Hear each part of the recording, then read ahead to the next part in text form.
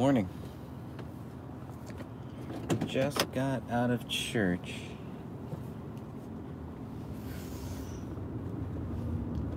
Beautiful Sunday. It's a little gloomy, but that's okay. Just gonna adjust this if I can. There we go.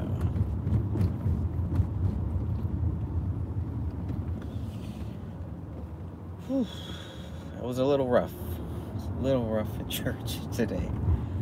I guess it wasn't one of the regular pastors. It was a guest speaker that they have. I don't know. I was even praying about it too. It's like, I find myself being very critical, and the first thing is it reminds me of how important it is to find a good pastor.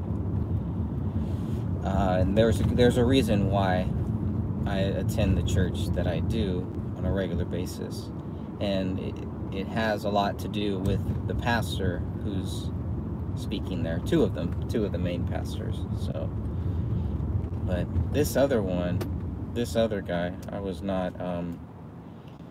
just not impressed. I hate saying that, right? As a Christian, you don't want to be like, oh, well, I'm not impressed, you're not impressive or whatever, but I just was not. I don't know. It's just I find myself being very overcritical, and today I was very critical. So much I had to just pray during the service for that, because that's not what I want to do. That's not what I want to be like. So we'll see. But it was everything. It was the way he was talking. It was the jokes. I'm not big on the jokes. I don't like when the pastors, are sitting there turning it into a comedy show, when the focus is about, us, the people, instead of about God, instead of about Jesus. And again, that's just preference. But one of the biggest things, I gotta be honest, one of the biggest things was what he was wearing. And I know that's so wrong. That's like, you have to look beyond that stuff. So I'm trying. I can, but it was pretty bad. I don't know. I just feel like, is it that hard? Is it that difficult to maybe if you don't want to wear a suit and tie and all that, but don't wear something where you look like a homeless man. I'm sorry. At least a nice sweater or something would have been nice. That would have been good. But whatever. Again, it's preference. It's vanity stuff. It's not important. The real thing is, I didn't really get a good spiritual message. I kind of understood the point he was trying to make, I guess. And the point was about rest, rest in God, and He will give you rest. But I don't know. It just was not. I didn't really get anything out of today's sermon, unfortunately. I'm sorry, and not trying to be mean, not trying to be rude, and definitely not saying that I could do a better job or anything like that. But yeah, there's a reason why I like to listen to certain pastors, and why I don't like to listen to others. The only good thing was the content, because it was content from Scripture. There was a lot of Scripture reading, so I did like that. But aside from that, just really didn't get anything out of it. Except for, let me take that back, because there was one thing about rest, and it reminded me that rest does not mean sleep.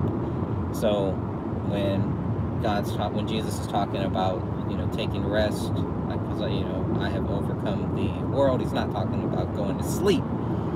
He's talking about, rest, kind of just taking it all in, whatever, so that was a little bit different, but it was challenging. It was hard to follow. So I'm curious about other people who go to church or who don't go to church, or who stop going to church. How big of a role does the pastor play in that choice? Because for me, it's a big role. And I think what the devil wants us to do is be overcritical of pastors and find reasons not to go to church. I believe that the devil wants to keep us out of the church, because where there are two or more praying, it's very, very powerful. It's very strong. God is there. Christ is with us.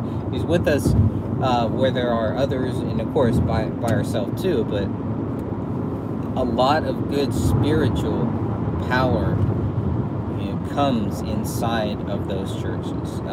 A good church, and I feel it. Today was rough.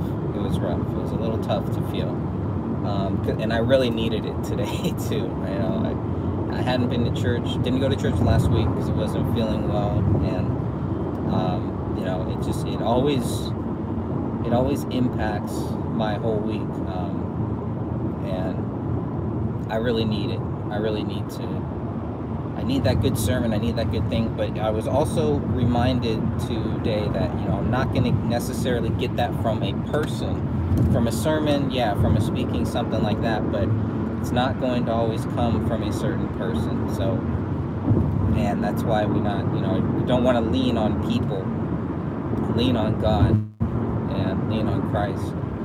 So, yeah, I'm very curious about how other people, especially Christians, you know, if you are a Christian, that's really what I'm talking about. Why you don't go to church? Because I know there are a lot of Christians who don't go to church on Sunday or on Saturday or any day, and I'm curious about that. You know, how does that affect your spiritual journey? Because for me, it's a big deal. I never liked the Wednesday night, you know, Bible study thing, which I've gone back and forth about trying to get into some Bible study or something like that. But, you know, I'm not really looking for,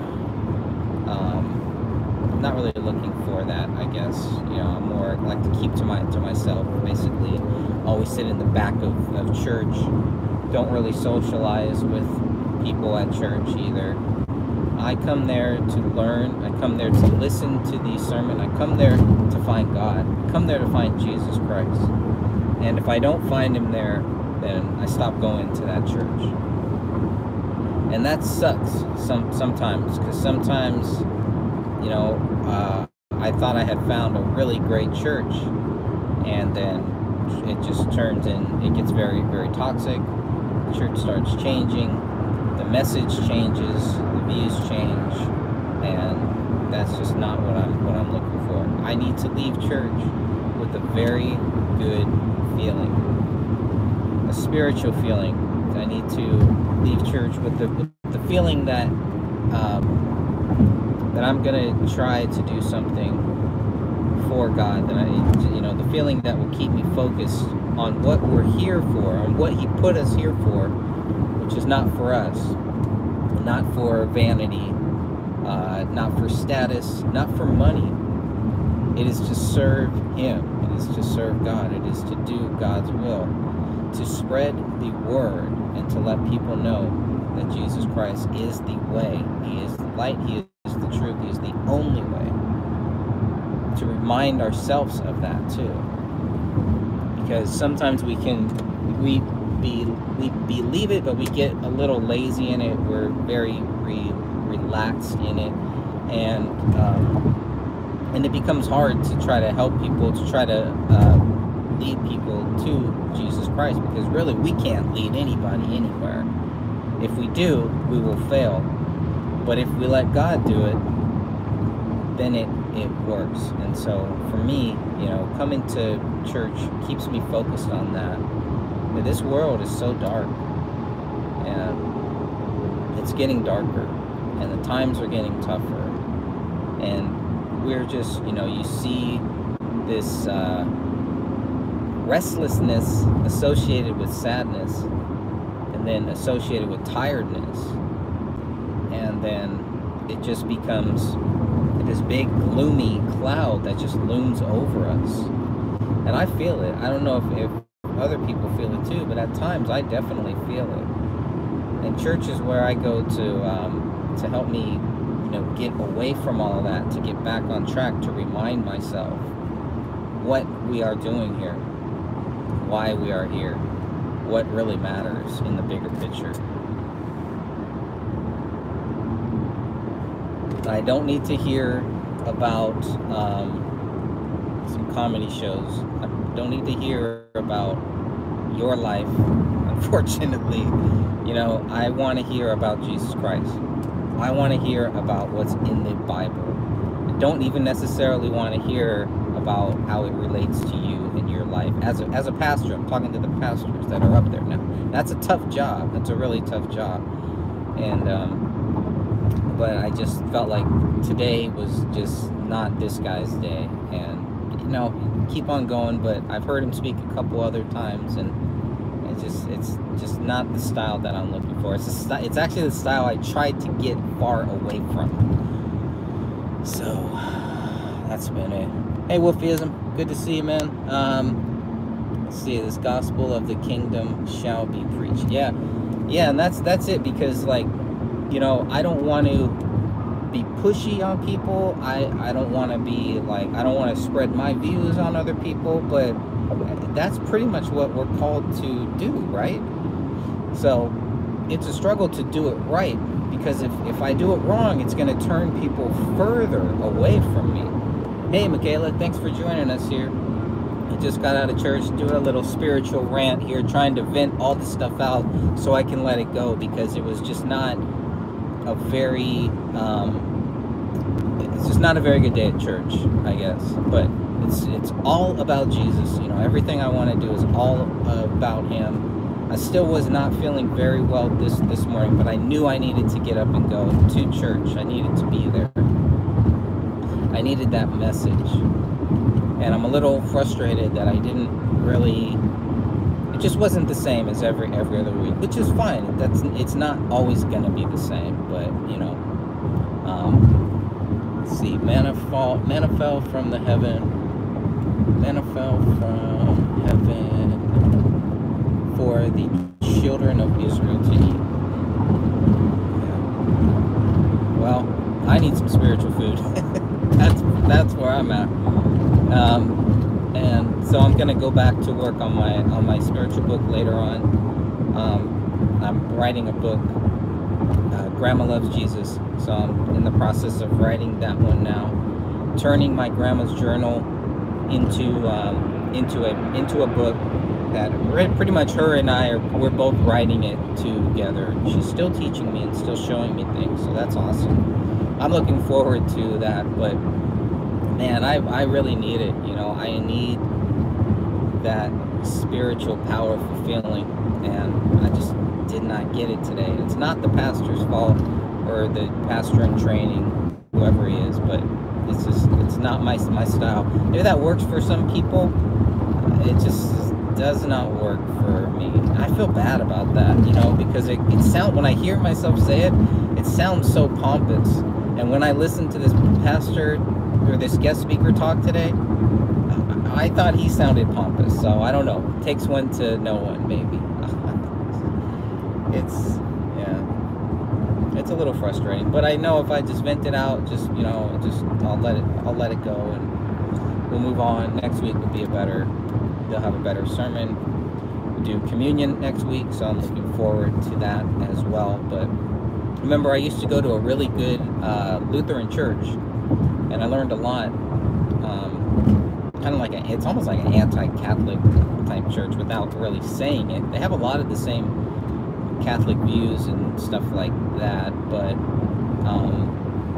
the focus is on Martin Luther, and so I need my focus to be on Jesus Christ, not man. And I think Martin Luther would probably feel the same way, since Martin Luther did not create the Lutherans. So maybe somebody knows more of the history of the Lutheran Church and all that stuff, but you know, when I realized, wait a minute, this guy didn't create Lutherans, that was cool, because it was like, all right. Then I started reading Martin Luther's books and was really getting into it, and it was just the church that I was going to, man, they were not sticking to scripture. They were just kind of they voted their pastor out, and instead of helping him. I thought that was really, really wrong, but again, that's all choice, that's all views, and it was sad. But so after that, I was very worried that I was not going to find a good church. And now that I have, I'm like coveting it. I'm like holding on to it. I'm like, I want it to be, as the best that it possibly can be. And they are thriving. I mean, they are completely thriving. Not just like, oh yeah, they're doing good. No, this church is thriving, planting other seeds for other churches. I fully support the church that I'm going to now. And it's such a blessing to have a church like that. And days like this remind me of how blessed I am to have that on those days. Let's see. Michaela says, "You're so right. I miss church today. It don't feel good." Yeah, it definitely does not feel good when I don't. And I'm kind of wondering why too, right? I'm wondering why. Like, is it just? I mean, I think it has a lot to do with the devil who's just spiritually attacking us, left and right, and physically too. But just attack. We are just under attack constantly, constantly. We don't see it a lot. We don't realize it. Thank God, because God has taken that from us. That burden has been taken from us, because we are sinners. We can't save ourselves. And I stay away from people who think that they can save themselves or they can fix themselves. I just don't have time for that. I really don't. Because I can't help them. I can't converse with them. I'm just going to make things worse. It's like fire and water. It just does not go well together.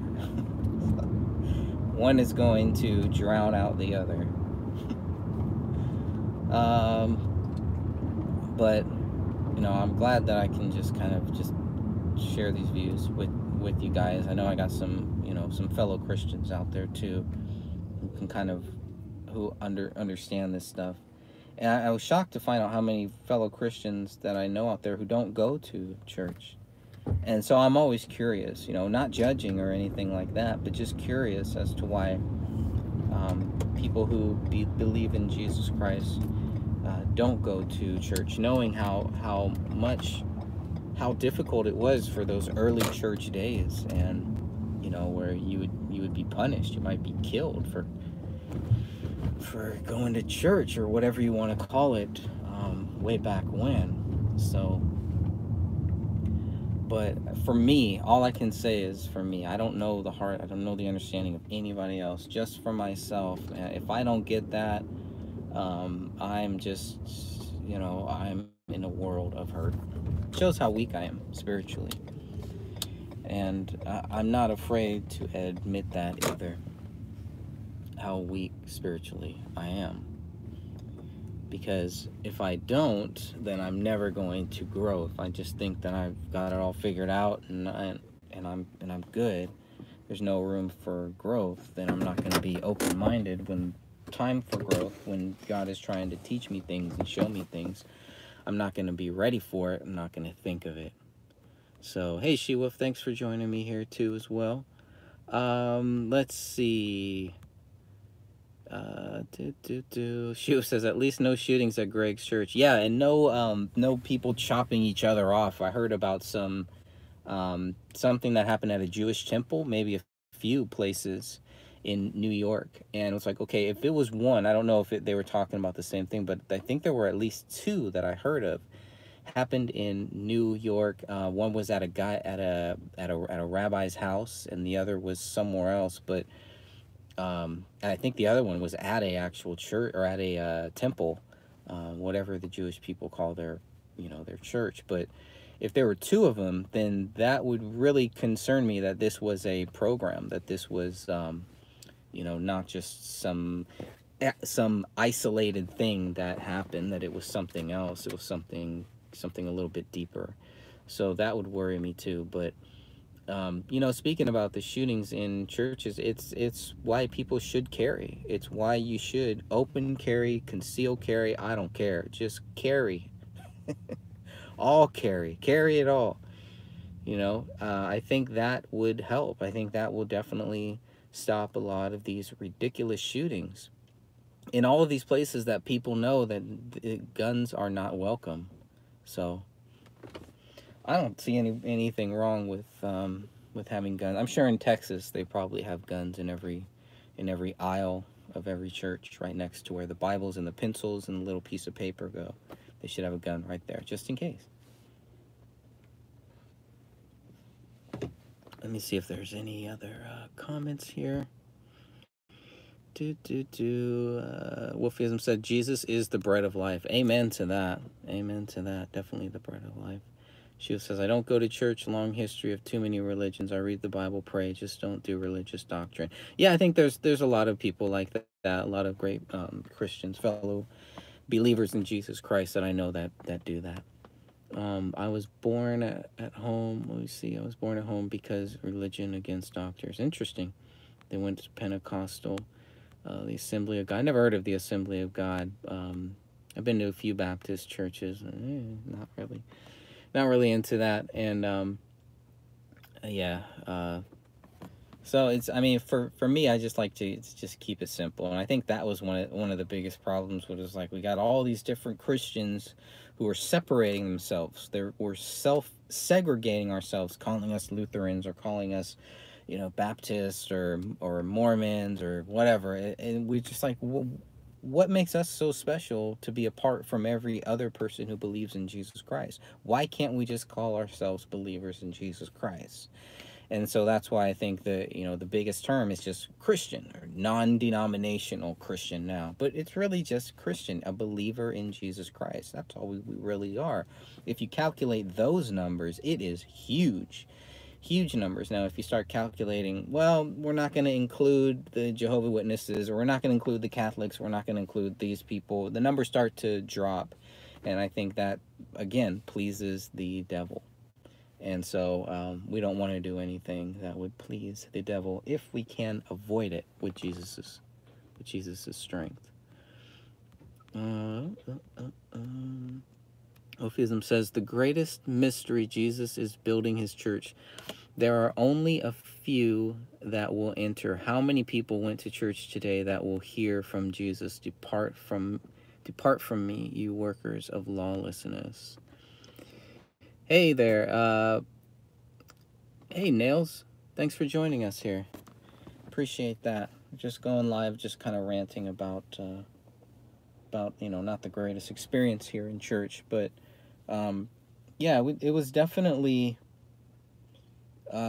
That's another thing Woofism is talking about, where it's, you know, many are called, but you know, who will actually enter? And that's a big deal, because you know, obviously I want all of my family, all of my friends, I want everybody to enter, but it's a very sad thing when you read, wow, many will not. They just will not hear that call. They will not come to him. They will not accept Jesus Christ in their life. And I'm just like, man, even at the very last second of their life, right before they die, if they give their life over to Jesus Christ, if they finally admit to him that they believe in him, that's it, you know, that's it. And it's kind of like, well, that's a cheap way. That's, you know, taking a shortcut, or, you know, they lived their life, they did all these bad things, hurt all these people, and then all of a sudden they're forgiven. Yeah. This is all temporary. You're not taking any of this with you. Nothing. None of this is coming with you. You know, the soul was there before you, and the soul will be there after. So it's just like a big test. The way I look at it is just like, we're here. It's a big test. And man, sometimes I get very anxious with the feeling of we're always going to be somewhere doing something. Do you guys feel like that too? I mean, I just feel like, man, look, I'm going to get bored. What does that mean? The consciousness, we're always going to be here. We're always going to be somewhere, even after this life. What happens after that? I mean, it doesn't just end and we're just gone. You know, the soul is still there, and it will always be there. You know, angels don't die. It's just a crazy thought that I could just wrap my head and just, you know, go crazy over. So appreciate everybody joining us here. She says, great, there was a church shooting in Fort Worth, Texas today. A churchgoer shot oh, great. Okay, that's great. And that's how it should be. Yeah, see, I knew that. I knew every church in Texas had a gun. Come on. They should. And over here in California, it's a big deal to conceal carry, and they make it hard for you. And it's like, wait a minute, why do we have to conceal carry? Because it might scare you. Because you might be, it's like, what is scarier, a a guy on the defensive and the offensive with a gun, or just a guy who is just running around shooting people? To me, that's a lot scarier. It's a lot scarier to know that some crazy guy could walk into my church and shoot everybody, knowing that nobody has a gun because of some stupid laws or because of some stupid views that they have on guns, you know? So that stuff just drives me crazy. But again, it also goes back to, what are you going to do? What are you going to do? A lot of people would like to think that we see somebody shooting, we run to the shooter and stop him, or do something, even if you have nothing. And I think about this stuff in church. I know what I want to do. I know what I'm planning on doing. I know what I'm prepared to do. But I won't know what I actually do until that situation comes, until that situation actually happens there. So I'd be curious to hear more about that shooting in Fort Worth. Yeah, you gotta open carry. I mean, it's just ridiculous. Let's see. Nails with Hope says, agreed. We study at home. We went to get baptized only. We give more than 1 day, 2 hours a week. That's true. Yeah, yeah. I think that's another great point. Is it's like, oh, okay, well, you go to church a couple hours. Well, then you're good. You got nothing to worry about. God won't know. God knows. He knows. He's there. He's there. He's there with you in church, and he's there with you out of church. So don't be one of those people who just goes there and just is like going through the motions. Because I think it was in Luke where Jesus says, don't be lukewarm, basically. And it's either hot or cold. Sour grapes, and somebody knows this verse that I'm talking about, I'm sure. But sweet wine and sour wine can't flow from the same thing, whatever it is, water and vinegar, something like that. But my mind is all over the place because I'm still getting over whatever I have that I'm still fighting. But there's a thing that I'm taking called Immutol. And I've been taking this for about 3 weeks now, and man, every time I start feeling sick, I start taking it. The problem is when I don't take it, then I start getting that sore throat, the fever, all that stuff kind of comes back. I take it, and in a couple hours, I feel so much better. So let's see. Yeah, you never know what I'm thinking. Thanks a lot. Appreciate that. Yeah, I don't even know what I'm thinking. She says, okay, as far as that shooting today, 2 dead, 1 being the shooter, 1 wounded. Interesting. I'm gonna have to look that one up. Greg, Ellie sent all viewers to Crowley case, and we posted your links. Nice, that's very cool. Yeah, Ellie, I definitely want to get Ellie on one of our shows in the near future to hear her views, because she's stayed on top of this case for a long time, and I'm sure she has some very strong views. So maybe if she can't join us for hopefully this coming Thursday's call, I'll try to reach out to her and see if maybe she just wants to do a special show where we just kind of chat and talk. I know Sophia has some other information coming up on some of the Crowley stuff too, and I just working on the artwork. I just redid a bunch of the stuff for that book. And I've been praying about that too. I've been praying to remind myself, what the purpose of me being here is, and whatever purpose it is that I'm involved so heavily with the David Crowley case. Who was a Christian. I do believe he was a Christian. I'm pretty much convinced that his wife was also a Christian well before they left Texas. So, I mean, she went to a Christian school. Doesn't necessarily make her a Christian, I suppose. But, 1 + 1 usually equals 2. So, but a lot of the things that I see with younger Christians is they're Christians who are still looking elsewhere, still searching here, still searching all these things, studying all of these things. And sometimes it's so they can combat it, or so that when it comes up, that they can actually have a conversation with somebody and maybe help convert them to being a Christian. And a lot of people, I think that, well, you have to study Muslims, you have to study the Jews, you have to study all of these different things, the Buddha, all that stuff. I do not agree with that at all. You know, I think God will use you because it's kind of like trickery. It's and not in every case, but if I were to do something like that, it would be a tool that I would not use wisely. So I will not do that. Maybe others can, but I just, I'm just gonna walk that narrow path. I'm 40 years old now. I'm gonna just go and just do exactly the best that I can possibly do, without shame, without fear, without embarrassment. Without feeling like that, or without feeling like, oh, I might offend somebody. It might turn somebody off. But at some point, it's also, the other side of that is obviously you don't want to push them away from Jesus Christ either. So it does become a challenge, a life challenging thing. I'm going to have to go and check on that Texas one later on too. Yeah, that's really cool. Let's see. Nails with Hope says, I'm going to drop your link around too. I know some sleuths on these YouTuber streets. Yeah, I mean, there's a lot of people out there that I think just have not heard about these cases, and have not heard about the David Crowley case. And when they do, that's when you really, they really either get involved in it. They either it lights a fire under them, and that fire burns out quickly, or they become lifers like the rest of us. Who will continue to keep on until we get the case reopened. That will be the goal. That is the goal, And until that, I'm not.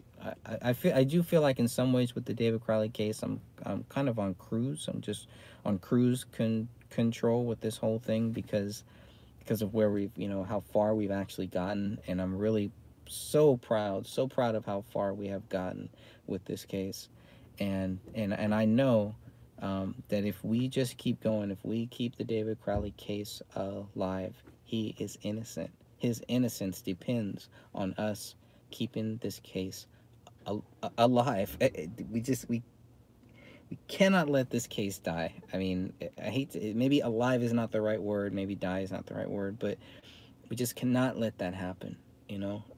If it does, then everything about them dies in this case. And the only thing that lives is what the police have told us. As long as we keep alternative theories going, it's a huge victory. It really is. And so, I definitely want to thank everybody out there who's helped with that too. Just in our spare time, It's not a full-time job. It's not a full-time thing. It can't be. You can't let one case or one thing like this totally consume you, because it can. And it can overtake you, and drive you to a very dark place. But you cannot let that happen.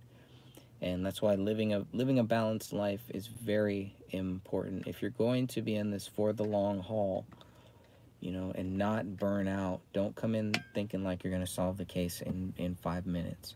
If you can, great, but what I usually see is the people who, dive in head first usually burn out, and we don't hear from them. They move on to other things. And then you have the people that do solve it in a couple minutes, and then they move on to other stuff too. But they will still help you if we need that help. And I think it's coming. We're coming up on 5 years with the David Crowley case. January 17th will be 5 years. And I do hope to have my book out as a free digital download, and as a purchase, as a physical hardcover paperback purchase by January 17th. That's my goal right now. So we'll see. 17 days, about a little over. wrap this up here in a second. But yeah, thanks, Shiwa. Send me the link about the shooting. I'm very curious to help. Very curious to hear more about that. Shiva also says Kamel is working on eating disorders. May have researched other religions to help patients. Yeah, yeah, definitely. And she obviously already knew, if she grew up as a Muslim, then you know she already knew about that. And I'm sure her and David talked about that a lot too. So totally different than kind of my situation. Whereas my wife grew up in the Soviet, you know, under the Soviet occupation, where a lot of them were Christians, and it was not the popular thing, and they are kind of Bible thumpers who hold on to their Bible.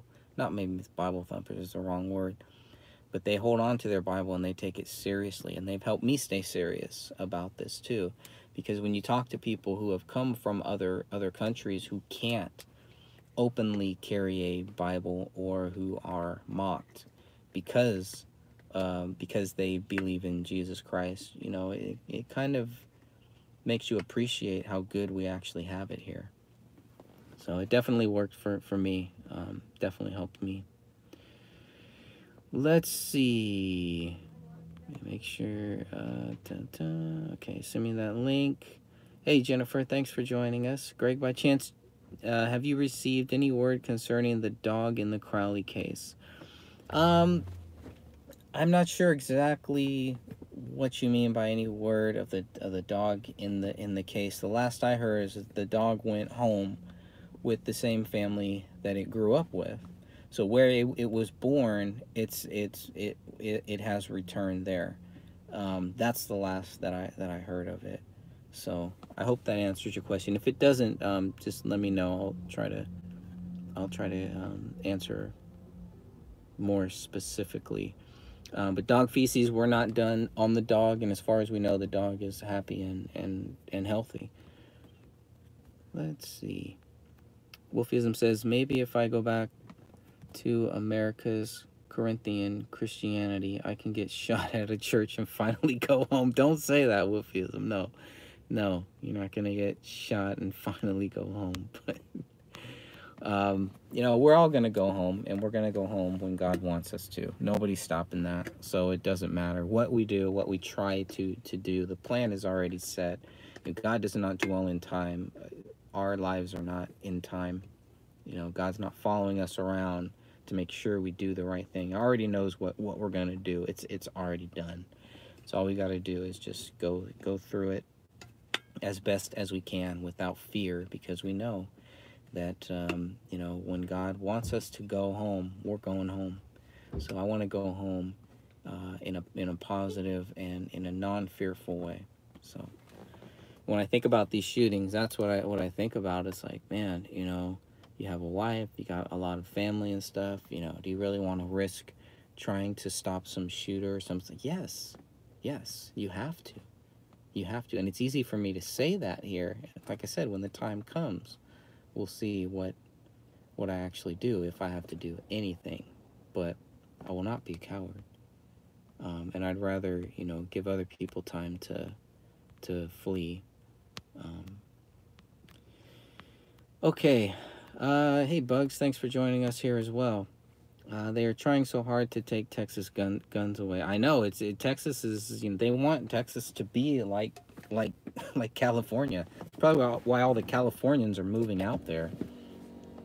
They're gonna take your gun. They've taken everybody's guns in California except for the gangsters and the criminals. You know, thankfully we have them. We can go buy guns from them, I guess, if we want to protect ourselves. But so let's see. Jennifer, the dog eating the flesh, supposedly. Yeah, I mean, because they never did dog feces tests, they can't prove that the dog ate anything. That's my take on it, and I think other people, you would have to agree with that, right? Because how can they ever prove that the dog ate anything if they didn't bother to do those tests?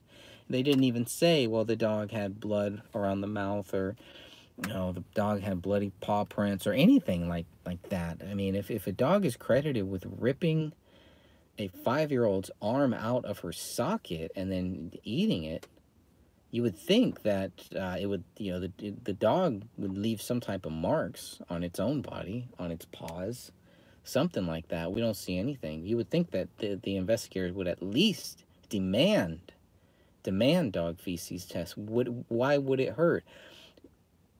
Is there a possibility that the reason why they didn't do the dog feces test is because they wouldn't have found any flesh, you know, any proof of that either? Well, then what makes them so sure that the dog did eat any of the flesh?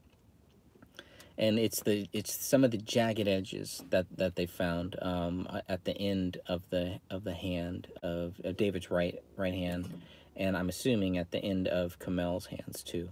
So the autopsies do kind of mention very vaguely, the autopsy final report, you know, kind of mentions very vaguely jagged edges. But as we talked about in the last call with Christian and Sophia, when they were talking about the skull piece, you know, when that head breaks up, it's going to naturally kind of break up into jagged pieces too. So the head pieces that we're seeing might not necessarily be jagged because of the dog. So I hope that kind of answers it. But there's I don't see any proof that the dog ate anything, including flesh. Now that doesn't mean that he didn't, but it just means that we don't see it, and it wasn't important enough for investigators to spend any time on it for whatever reason. So maybe we can put some pressure on them to do that at some point. Um, What's wrong with my? Why are you making fun of my talks? What's up with that? Oh, Greg's talks are instead of Ted's talks. That's funny. Oh, you guys are so funny in Texas. So funny. That Texas humor. Nell says, I love your passion and how you discussed it. I'm catching up. Well, thank you very much. I really appreciate that. And, you know, it has been about five years. I think I started maybe January 20th. It was a couple days after January 20th or January 21st, I think was in 2015. It was the first time I heard about the David Crowley case. And again, I thought it would just be pretty easy because it's like, oh, okay, you got Alex Jones involved, you got Adam Kokesh, you got, you know, all of these guys who, Ben Swan, you know, David was in contact with some pretty high profile names in the alternative sector. And I figured, okay, well, they'll figure it out. They'll get to the bottom of this. No problem. Man, was I wrong. No, all they did was hide. All they did was cower, and all they did was go after people who did not believe the official theory. Before the case is even closed, before, you know, any of the test results or any of that stuff was back, these shameful alternative media people were already trying to convince everybody that David Crowley is dead or that we shouldn't talk about it. You know, that's frustrating. That's sad. That's really sad. But it showed me their true colors. And I had prayed about that. I had prayed to God maybe back in 2013 when I had started to see the whole We Are Change and how We Are Change was just a bunch of crap. It was a gathering, an intelligence gathering place that was used to gather intelligence on regular people just like us. That's what I think We Are Change was. That's what I think We Are Change still is. And that's why I know will not be a part of it. I met some great Christian brothers who I'm still in contact with to this very day, but I will not be a part of anything that We Are Change does. I want nothing to do with them. Nothing to do with them, nothing to do with Adam Kokesh, nothing to do with a lot of these people that claim that they're truth seekers and claim that they're going to fight, claim that they are the resistance when it really comes down to it, they can't even stand up for this slam dunk case. It's a slam dunk case that shows David Crowley is not guilty. If they couldn't stand up for him, these people are not going to stand up for us. It's never going to happen. It's never going to happen. So I gave up on that. And, you know, I was always kind of halfway in with it too, with the whole We Are Change thing, but I gave it a shot. Dan Wallace is the guy who started We Are Change, and I think when Luke Rudowski got involved, I think that's when things really started getting weird and really started getting shady. And then it was not about, you know, truth. It was not about being the change that you want to see. It was about being the change that they want you to be. It's a big difference. So, you know, that's why they all fell, and that's why, it's just they're all just there is no we are change anymore, if there ever really was, I guess. Sorry, that's a frustrating one because I had put in a lot of time, and we did like group meetings, and at the local level, we are change was probably was really really good in our area, in the San Francisco Bay Area. They did a lot of great things before I came there. But I felt like by the time that I had gotten there, all of the infiltrators and everything had kind of scattered. They had been kind of fleshed out. People knew who they were, and they weren't being taken seriously, and they move on. When you have guys that want to lead a protest, living in a San Francisco apartment that costs maybe $3,000 to $4,000 per month, and they have no job, yeah, you kind of wonder, how are they making their money? How do they have time to organize all this stuff? How do they have time to do all this stuff? Who's paying their rent if they can't pay their own rent? So, stuff like that is what kind of got me away from that. But it was stuff that I had prayed about.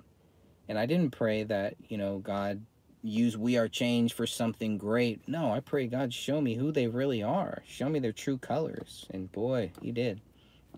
So the David Crowley case kind of uh, was a takeoff from that, and really got me back onto my personal spiritual journey, instead of trying to do that whole We Are Change crap. So yeah, you see a lot of people who have a lot of passion, and I hope that my book really helps people get caught up. Nails. That's the big thing for my book. If I can accomplish that, it's just to be a reference guide for people who need to get caught up, because we need you all to get caught up. If you guys don't know about the David Crowley case, we need your help. There's certain things, there's small things that you can do. There's always little projects that we need help with, but we need as many great people. And if my book can be used as a way to get people caught up without giving them my interpretation of what happened, or okay, this is what happened, read my book, you'll figure everything out, and $20 goes into my freaking pocket. That's not what's got to happen here. What's got to happen is, you need the research documents. You want to research this case. You want to get caught up on all of the facts of this case and how people have behaved after the murders. It's all there in this book. And you can interpret it any way that you want to. Just read it. And once you read it, everything is sourced too. So you will be able to find the source for that one particular point. I think it's like 12 pages of maybe sources, but everything is heavily sourced. And so that way it's not just, you can go back, and for your own research purposes, maybe you do have a theory, maybe you do think that what happened here, and maybe stuff in this book can kind of help you find those points, or can kind of show you why those points could be wrong. Whatever it is, that's the goal of the book that I just wrote. And I just want to proof it one more time. I really want to proofread it just one more time, but I'm running out of time. And I need to, I redid the text, and thank you for everybody who's helping me with that too. Some of the text on the back of the book. I'm still waiting to get the artwork for the cover. I'm more concerned about the cover than anything than the back. The back, is mostly text, but I've kind of rearranged some of the text that is going to go onto the back of the book, and I think I like it better. And the text that I had on the back of the book might go on the insert of the hardcover. Whatever, we'll figure all that stuff out. I'm not too concerned about it. I'm more concerned about making sure that people get the factual data, because there are people out there who are trying to trick you. There are people out there who are trying to control this story, and they only want you to think David Crowley is guilty. And it is a trick. It is a trap.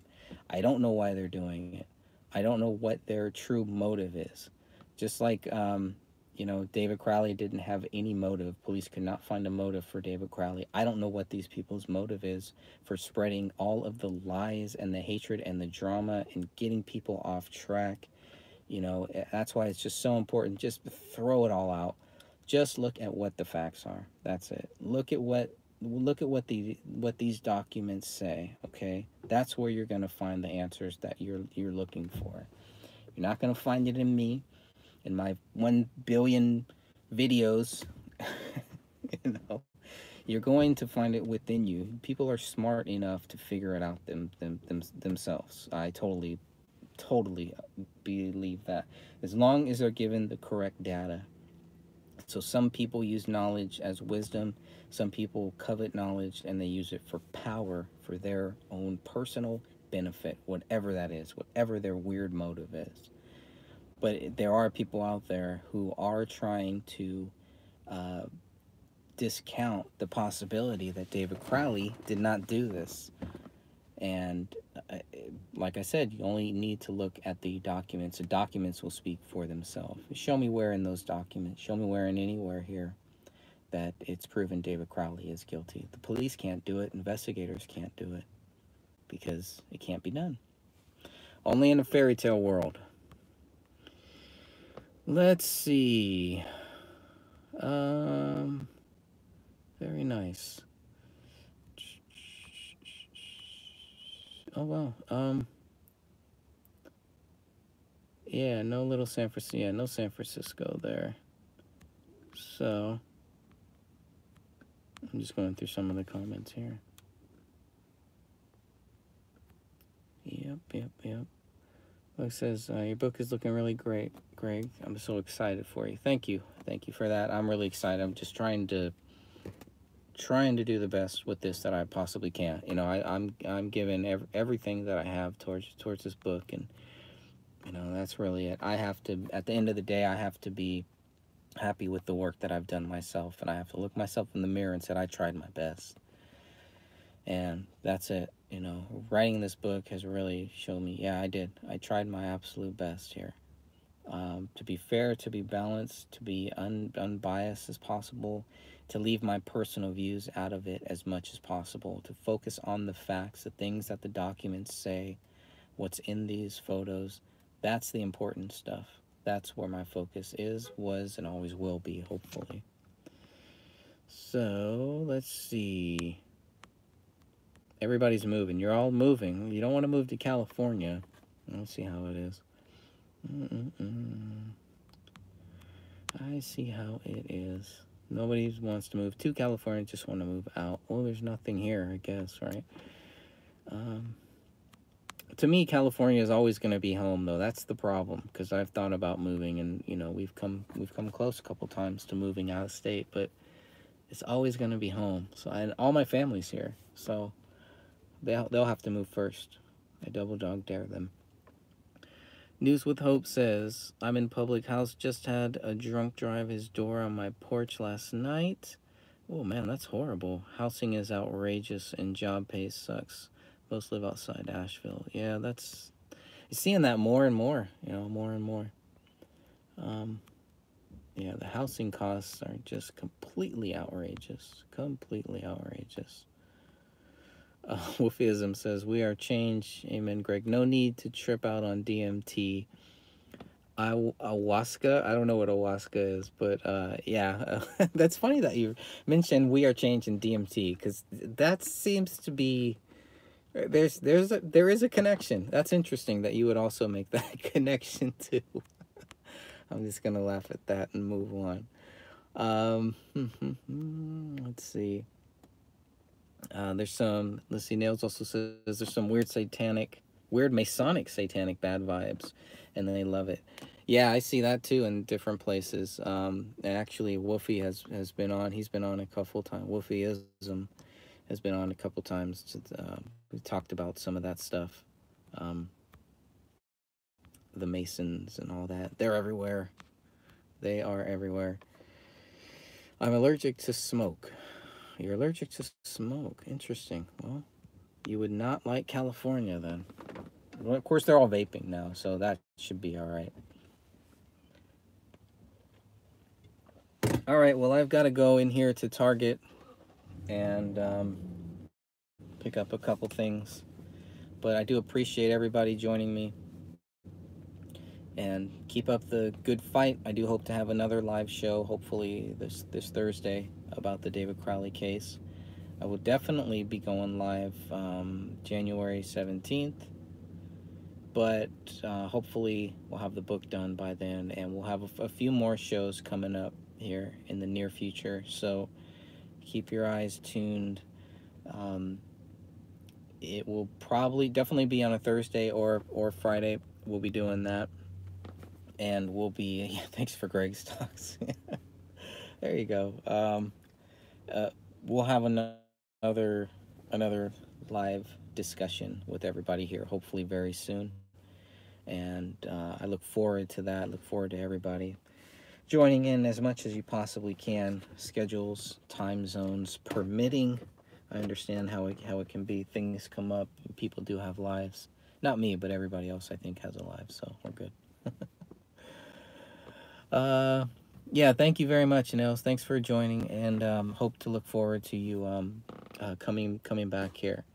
Says I was recording a video and stopped everything. Glad to visit with everyone. Awesome. What type of video were you recording? Maybe we can pass that word on. Or I do replays here. I play, you know, friends and family streams that I can play without getting dinged on from YouTube. You play certain things and they ding you, and then it's, you know, you're banned for 90 days. I'd like to avoid that, even though I have 3 other channels. I'd like to avoid that with this channel, but we do try to help out and try to during our replay streams try to help out other people play other people's videos as long as they're okay with it. You know, some people want to make sure the likes only go to them, and I'm cool with that. I got no problem with that. So I'm not trying to intrude on anything, but I have seen some of the replays kind of help, you know, help let people know what other researchers are also doing.